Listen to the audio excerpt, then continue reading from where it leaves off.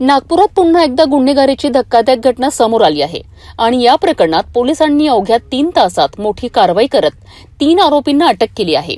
ही घटना आहे Yashodhara Nagar police station हद्दीतील, जिथे रेल्वे पटरीजवळ झोपडा बांधण्याच्या वादातून खुनाचा प्रयत्न करण्यात आला होता। मिळालेल्या माहितीनुसार 13 मे रोजी रात्री 1:30 ते 2 वाजताच्या सुमारास हा प्रकार घडलाय। या प्रकरणी यशोधरानगर पोलिसात भारतीय न्याय संहितेच्या विविध कलमांन्वये गुन्हा दाखल करण्यात आलाय। दरम्यान गुन्हे शाखा युनिट क्रमांक 5 ला आरोपींबाबत गुप्त माहिती मिळाली। आरोपी नागपूरमधील मेडिकल हॉस्पिटल परिसरात असल्याचे समोर आल्यानंतर पोलिसांनी तत्काळ सापळा रचत तिघांनाही ताब्यात घेतले।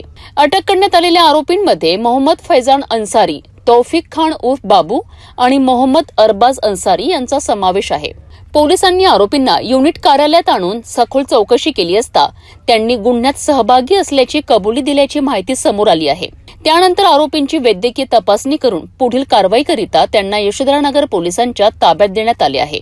गुन्हे शाखेच्या या जलद कारवाईमुळे गंभीर गुन्ह्यातील आरोपी अवघ्या 3 तासात पोलिसांच्या जाळ्यात अडकले आहेत।